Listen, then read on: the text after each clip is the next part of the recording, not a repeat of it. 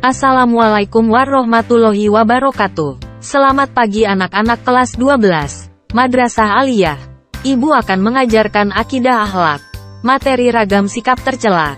Sebelum pembelajaran dimulai, kita membaca bismillah bersama-sama. Bismillahirrohmanirrohim. Dalam peta konsep akidah akhlak, memiliki 5 materi dalam pembahasan kali ini, yaitu 1. Fitnah, 2. Hoaks, 3. Adu domba, 4. Gosip, dan 5. Mencari-cari kesalahan orang lain. Katakan tidak untuk bergunjing, fitnah, gosip, hoaks, adu domba dan mencari-cari kesalahan orang lain merupakan pembahasan dalam materi kali ini. Kelimanya merupakan sikap tercela yang menimbulkan efek nyata karena berhubungan dengan orang lain. Kelima hal tersebut merupakan sikap negatif yang berkenan dengan interaksi dan kontak sosial dengan orang lain. Oleh karenanya, kita harus mengupayakan untuk menghindari kelima sikap tersebut guna menjaga keharmonisan dalam persaudaraan.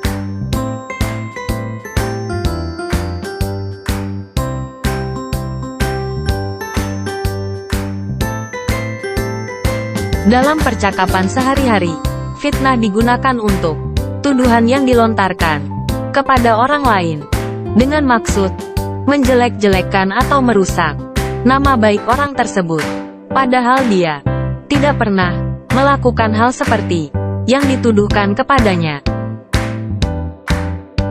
Dalam KBBI, fitnah berarti perkataan bohong atau tanpa berdasarkan kebenaran yang disebarkan dengan maksud menjelek-jelekkan orang, seperti merusak nama baik, atau merugikan kehormatan orang lain.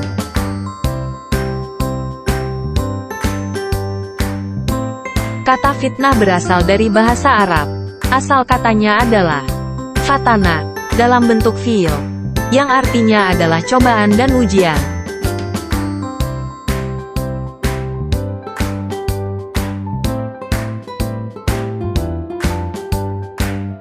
Bismillahirrohmanirrohim. Wal fitnatu asyadu minal qotli. Artinya, dan fitnah itu lebih besar bahayanya dari pembunuhan. Al-Quran Surah Al-Baqarah ayat 191. Dalam Al-Quran, kata fitnah dapat dipahami dengan 3 kata lain, yaitu al-ibtila, al-imtihan, dan al-azab. Al-ibtila, secara bahasa, al-ibtila berarti bencana. Menurut Al-Damghani, ujian berorientasi pada 2 makna, yaitu bencana dalam konsep nikmat, dan bencana dalam konsep cobaan. Al-imtihan, secara bahasa, al-imtihan berarti ujian. Ibnu Abbas menjelaskan bahwa ujian dimaksud untuk mensucikan hati dengan ketakwaan, agar terhindar dari maksiat. Al-azab, secara bahasa, al-azab berarti siksa. Siksa adalah penderitaan atau kesengsaraan sebagai hukuman atas perilaku yang telah diperbuat. 3 kata yang mempresentasikan kata fitnah tersebut mengandung makna bahwa siapa saja menjadi korban fitnah, seyogyanya bersabar jika fitnah yang menimpanya berupa ujian, introspeksi diri jika fitnah yang menimpanya berupa cobaan, dan meminta ampunan jika fitnah yang menimpanya berupa siksaan.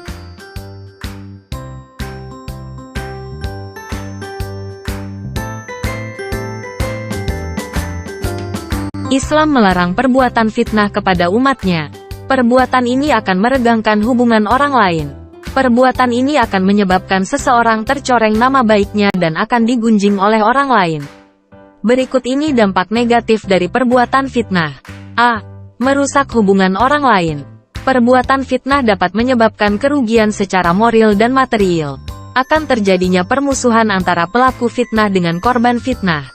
Mereka saling berselisih paham dan saling balas dendam jika tidak menyelesaikan permasalahannya dengan baik. B.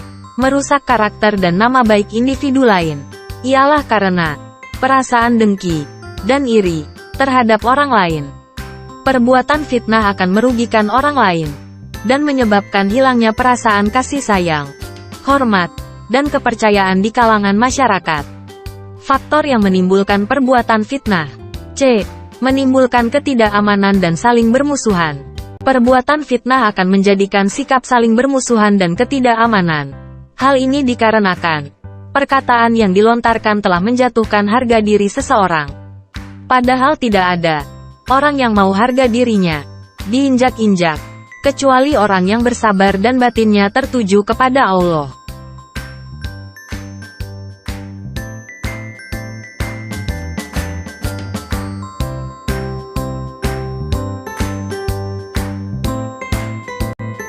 Hoaks adalah berita bohong. Menyebarkan berita hoaks merupakan sikap tercela yang sering terjadi di zaman modern ini.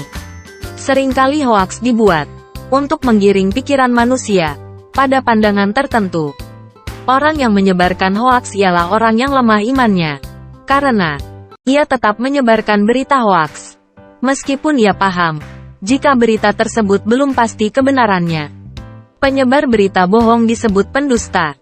Ada kalanya lebih teliti dan analisis terlebih dahulu setiap berita yang ada di media sosial, sebelum terjadi hal yang tidak diinginkan atau merugikan orang lain. Hoaks bukanlah masalah yang baru dalam Islam. Hoaks atau berita bohong pernah terjadi pada zaman Rasulullah, yang terjadi pada Siti Aisyah, istri Rasulullah.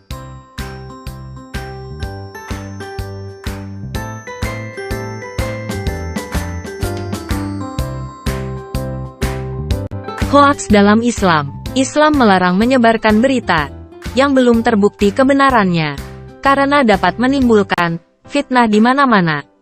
A. Menyebabkan kepanikan masyarakat. Ketika mendengar suatu kabar, harusnya masyarakat membaca dan memahami kabar tersebut sebelum menyebarkannya. Butuh usaha untuk mengatakan bahwa kabar tersebut adalah benar. Akan tetapi, banyak orang yang malas memahami kabar yang muncul. Mereka hanya menggerakkan jempol pada perintah share sesaat setelah mengetahui adanya berita yang muncul. Membagikan kabar tanpa diverifikasi kebenarannya menimbulkan kepanikan-kepanikan yang berujung berbagai aksi kepada sasaran hoaks. B. Meretaknya hubungan masyarakat. Dengan adanya berita hoaks akan menimbulkan stigma negatif dari beberapa orang dan kelompok lainnya terhadap hoaks yang disebarkan, dan meregangkan hubungan di masyarakat. C. Membuang waktu dan harta dengan sia-sia. Seseorang yang menyukai berita hoaks akan merelakan waktu dan harta dengan sia-sia, karena apa yang dilakukannya itu tidak memiliki manfaat sama sekali. D. Dibenci oleh Allah Subhanahu wa Ta'ala. Allah mencintai kebaikan dan sangat membenci keburukan. Salah satunya yaitu penyebaran hoaks. Tidak akan ada kenyamanan bagi seseorang yang hidupnya hanya menyebarkan kebohongan. Bagi mereka adalah dosa yang amat sangat berat, kecuali mereka mau bertaubat dan tidak mengulangi perbuatannya kembali.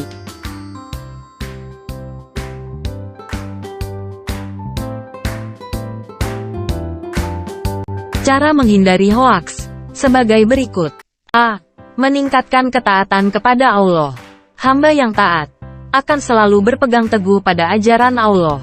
Ia akan mengedepankan prasangka baik daripada prasangka buruk kepada orang lain. B. Menyaring informasi. Apabila mendapat suatu kabar, hendaknya kita mengklarifikasi kebenaran informasi itu sebelum menyebarkannya. C. Menyibukkan dengan hal positif. Menyibukkan diri dengan hal positif, seperti seseorang yang sibuk dengan hobinya. Ia tidak akan membuang waktunya untuk urusan-urusan lain di luar hobinya.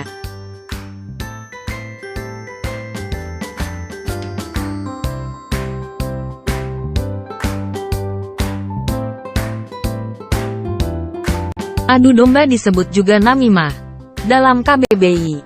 Adu domba adalah menjadikan berselisih paham di antara pihak yang sepaham. Adu domba merupakan tindakan menyebarkan suatu berita yang di dalamnya berisi kebohongan, yang berita tersebut digunakan untuk membuat kerusakan, kebencian hingga perpecahan pada dua individu atau kelompok masyarakat. Dalam Islam melarang umatnya melakukan perbuatan adu domba, karena menghancurkan hubungan yang terbangun kokoh, sehingga perintah untuk saling mengenal dan saling berbuat baik, akan ditinggalkan. Dampak adu domba ini adalah munculnya sikap permusuhan, serta merusak ukhuwah maupun persatuan. Dampak yang lebih parah lagi adalah sampai pada pembunuhan atau penghilangan nyawa seseorang.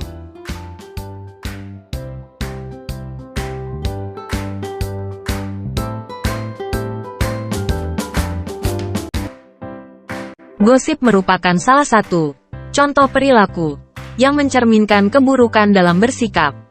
Adanya media gosip juga menjadi contoh yang tidak baik untuk penikmatnya. Hal itu menimbulkan orang-orang memperbincangkan keburukan orang lain tanpa mengklarifikasinya. Gosip ialah obrolan negatif tentang orang lain. Perilaku ini sama dengan gibah. Gosip atau gibah adalah pembicaraan dengan ketiadaan orang yang dibicarakan dan objek pembicaraan tentang kekurangan atau aib seseorang, dan orang tersebut tidak rela dengan pembicaraan itu. Menurut Ibnu Mas'ud, gibah adalah menyebutkan apa yang diketahui pada orang lain. Dan jika engkau mengatakan apa yang tidak ada pada dirinya, berarti itu adalah kedustaan. Islam melarang umatnya melakukan gosip atau gibah, karena menghancurkan hubungan yang sudah terbangun kokoh. Perilaku gosip dapat berubah menjadi fitnah dan hoaks jika kabar itu tidak benar, dan berubah lagi menjadi adu domba yang menghancurkan hubungan manusia.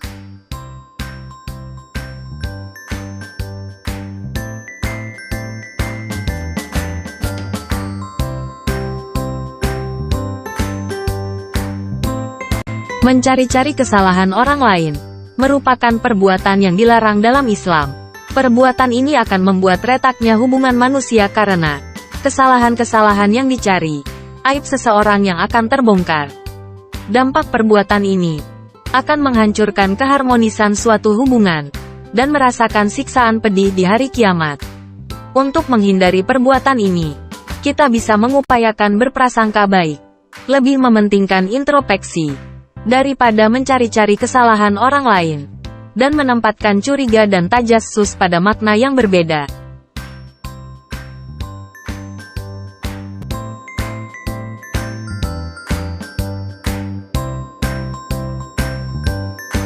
Ayo berlatih. Ibu akan memberikan tugas berlatih sebanyak 5 soal sebagai evaluasi akhir. 1. Jelaskan cara menghindari fitnah yang dapat mengurangi kehormatan orang lain. 2. Jelaskan cara memilih informasi yang tepat ketika bermedia sosial. 3. Bagaimana caranya menghindari perdebatan yang dapat menimbulkan emosi seseorang. 4. Bagaimana sikap Anda ketika menghadapi isu yang tidak benar. 5. Jelaskan cara menghindari perilaku gibah. Baik, itu saja evaluasi akhir kita. Kurang lebihnya Ibu mohon maaf. Wassalamualaikum warahmatullahi wabarakatuh.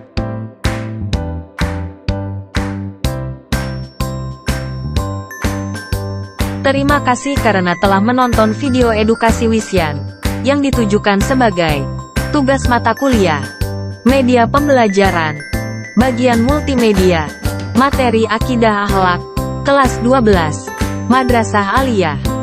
Sampai jumpa di video pembelajaran selanjutnya. See you next time.